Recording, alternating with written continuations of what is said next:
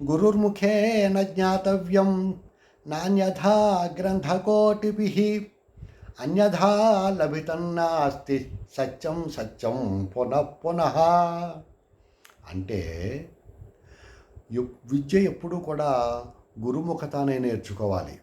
ఎందుకంటే గురువుగారు ఆ శిష్యుడికి ఆ పాఠం మాత్రమే కాదు, దాని అంతరార్థాన్ని, తను నేర్చుకున్నది, తనకు తన గురువులు నేర్పినది, తన అనుభవం, అదే కాక ఆ పాఠంలో ఉన్న విషయానికి సంబంధించిన ఇతర అనేక విషయాలను ఆ గురువు గారు ఆ శిష్యుడికి బోధిస్తాడు.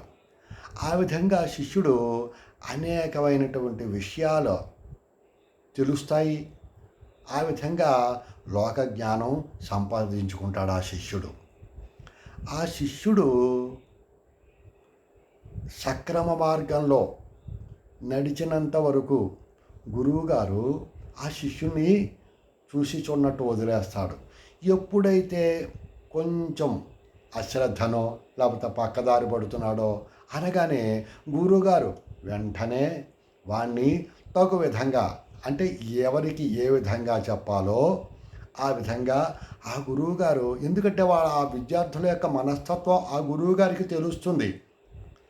ఆ విధంగా ఆ గురువుగారు ఆ శిష్యుడికి మందలించడం జరుగుతుంది. క్రియాం న నివార్యతే.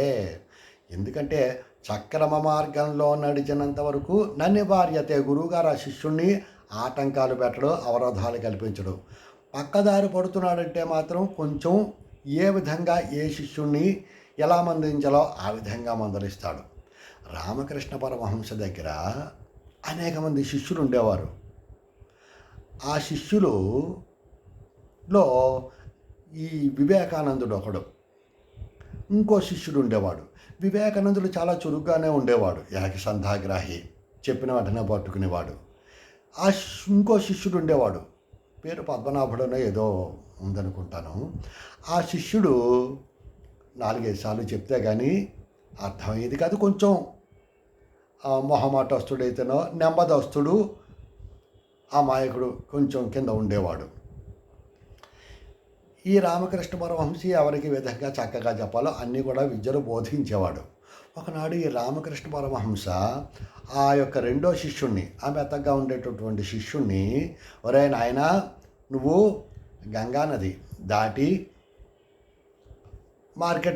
అవతల మార్కెట్కి వెళ్ళి కొన్ని సామాన్లు తెమ్మని పంపాడు. ఈ యొక్క శిష్యుడు సరేనండి గురువుగారి అని వెళ్ళాడు. అప్పట్లో ఈ సన్యాసులన్నా ఇవన్నీ కూడా హేళన చేసేవారు. సాధారణంగా ఉంటారు కదా తొంటర్లు, పోకిరీలు. ఈ యొక్క శిష్యుడు ఆ పడవ ఎక్కాడు గంగా నది దాటడానికి, అవతల ఒడ్డున ఉన్నటువంటి మార్కెట్కి వెళ్ళడానికి. ఈ లోపున ఈ పడవలో ఉన్న కొంతమంది తొంటరులు,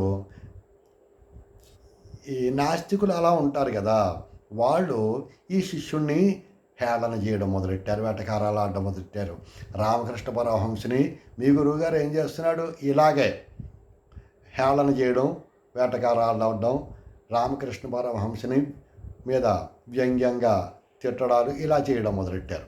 వీడికి పాపం ఏం చేయాలో తెలియలేదు, భరించాడు. అవతల ఒడ్డుకు వెళ్ళాడు, ఏవో కొన్నాడు. మళ్ళీ తిరిగి అదే పడవ మీద వస్తుంటే పడవ మీద వచ్చేటప్పుడు కూడా వాళ్ళు అదే విధంగా విని ఏడిపించడం మొదలెట్టారు. ఇంటికి వచ్చాడు ఏడుస్తూ మొహం మీద పెట్టుకుని. పరమహంస దగ్గరికి వచ్చారు, రామకృష్ణ పరమహంస దగ్గరికి వచ్చాడు.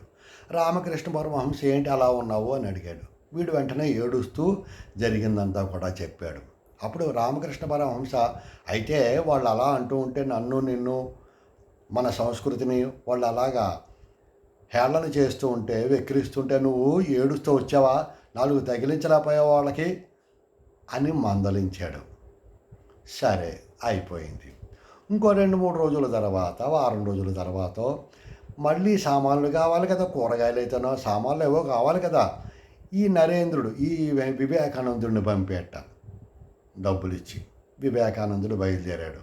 అదే పడవ, మనుషులు వాళ్ళు ఎక్కుతూ ఉంటారు కదా, యథాప్రకారం ఈ నరేంద్రుని కూడా వాళ్ళు వెక్కిరించడం మొదలెట్టారు.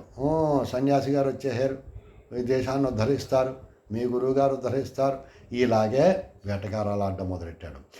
ఈ వివేకానందుడు కొంచెం చురుకు, ధైర్యము అవి కూడా ఉన్నవాడు, కొంచెం దేహదారుఢ్యం కూడా ఉన్నవాడే. వెంటనే ఆ వెటకారాలు ఆడుతున్నవాడిని చొక్కా పట్టు గుంజి మళ్ళీ మాట్లాడేవో అని బెదిరించాడు. సరే, మార్కెట్ అయిపోయాక ఇంటికి వచ్చేసాడు. అప్పుడు రామకృష్ణ పరమహంస వివేకానందుని అడిగట, ఏమిటి నీకు పడవలో వెళ్ళిన వాళ్ళు మళ్ళీ వీడికి తగిలిన వాళ్ళు నీకు తగిలేరా అని. వెంటనే వివేకానందుడు అన్నట్ట, తగిలేరండి, 4 పీకేను కూడా వాళ్ళని అని. అప్పుడు రామకృష్ణ పరమహంస అన్నట్ట, నీకు బుద్ధి లేదా? నువ్వు నా దగ్గర పాఠాలు నేర్చుకోవడానికి వచ్చావా, లేకపోతే మల్ల యుద్ధాలు నేర్చుకోవడానికి వచ్చావా? సత్వగుణం మొత్తం లేకుండా పోయింది, రజోగుణం, ఈ తామస గుణాలు ఎక్కడి నుంచి వచ్చాయి నీకు అని వివేకానందుడిని అనేక విధాలుగా తిట్టడం మొదలెట్టాట. వివేకానందుడు ఆశ్చర్యపోయాడు, ఇదేమిటి, ముందరేమో వారం రోజుల క్రితం వాడినేమో వాడు ఏడుస్తేనేమో ఏడుస్తూ వచ్చావా, 4 తగిలించలేకపోయావా అన్నాడు. నేనేమో 4 తగిలించి వాళ్ళని తిట్టానంటే నన్నేమో ఇలా తిడుతున్నాడు అని వివేకానందుడు ఆశ్చర్యపోయాడు. ఇంతకీ తర్వాత తెలిసింది ఏమిటి, వాడిలో పిరుకుతనం పోగొట్టాలి, వివేకానందులో ఉన్నటువంటి దుడుకుతనం పోగొట్టాలి. గురువుగారి యొక్క అసల ఉద్దేశం అది. గురువుల యొక్క లక్షణం అన్నమాట. విద్యార్థిని ఆ విధంగా వాడు తీర్చిదిద్దుతారు. కాబట్టి గురుర్ముఖేన జ్ఞాతవ్యం నాణ్యథ గ్రంథకోటిభి. పుస్తకాల్లో చదివితే రాదు, గురువు ద్వారానే సంపాదించిన జ్ఞానం శిష్యుడికి పనికి వస్తుందని ఈ శ్లోకం యొక్క అర్థం అన్నమాట.